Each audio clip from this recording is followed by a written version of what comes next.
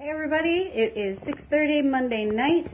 I sort of have a weak signal happening today in my house, so I apologize if we cut it in and out. I'm going to try and keep it short and sweet and to the point. Hopefully we have some live people joining us to ask questions. And thanks for being here. So a couple of tips. I broke it down into three of my top tips for trying to sell your home. And I think that it is quite appropriate to list as number one, be ready, be prepared, have your projects done. If you don't know what projects you should do to sort of amplify the value of your property, call me. I'll come walk through with you just to give you an idea. These are things that buyers are looking for. These are things that they place value on. Sometimes things that you've made improvements to the home with, because you enjoy it, does not necessarily translate into being a value to other buyers. So I can give you that feedback, but ultimately what you need to do is be prepared, have the house ready. If you have projects that have been on your punch list for years that you've never gotten to, most importantly, things like if you need to update your electrical, get it done. Because if somebody has a government loan, like FHA or rural development, if you happen to be in one of the communities that's eligible for a rural development, those closings aren't going to happen without that taking place. So rather than wait for things to fall apart at the end and then scramble to get it taken care of, do it up front. Be ready for it.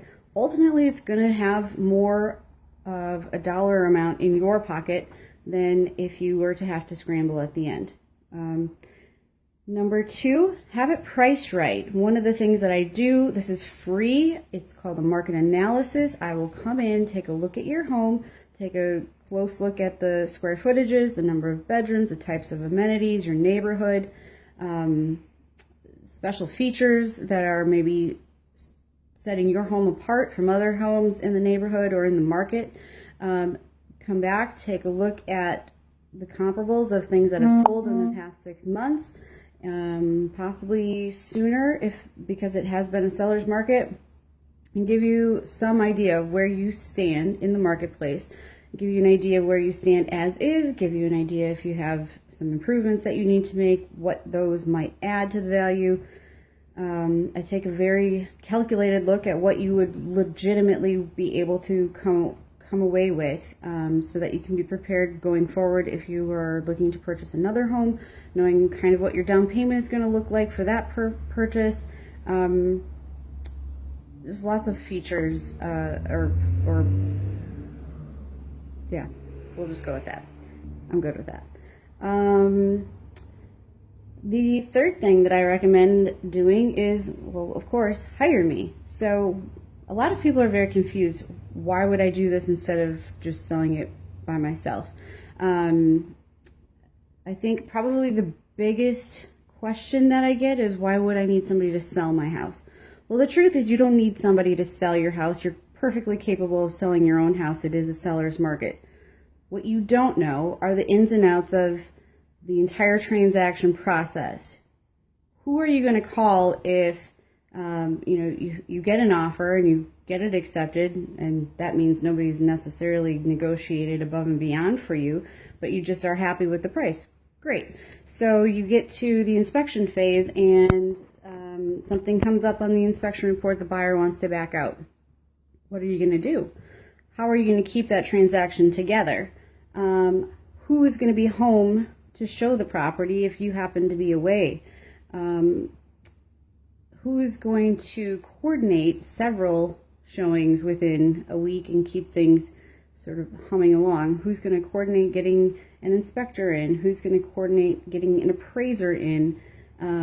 These are all things that people don't typically know happen behind the scenes, but generally I'm spending a lot of time coordinating and helping keep transactions together, and that's truly that and negotiating are where my value come into play. A couple of other things that people don't realize is that I bring to the table legal resources if something does come up. If a buyer backs out of the offer because all of a sudden they found another home that they like better, it happens. It happened to me in the sale of my home twice. So who are you going to go to find out what sort of legal recourse you have. And those big questions are sometimes extremely stressful when you've already packed up your house and are ready to move. And all of a sudden you're finding out that you might not have a home sale go through. Also, 98.9% of buyers are working with agents. So if they're looking with an agent and you don't have your home on the MLS, how are they finding it? If you don't live on a busy street corner, or even if you do, it's not necessarily true that the buyer for your home is going to see your for sale by owner sign or your Craigslist ad.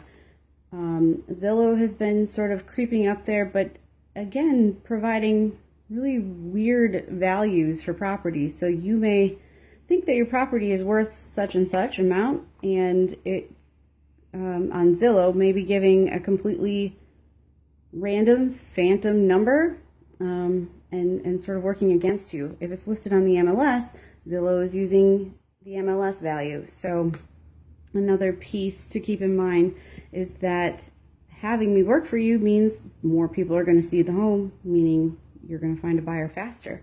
Our showings are secure. We have a record. We have electronic key boxes instead of those little punch key things that keep track of who's going in and out of your property. So if it's concerning to you that you don't know who's coming in or out, we track those. Also, qualified buyers. How do you know that the buyer that you're finding is qualified to purchase the home? That's what we bring to the table.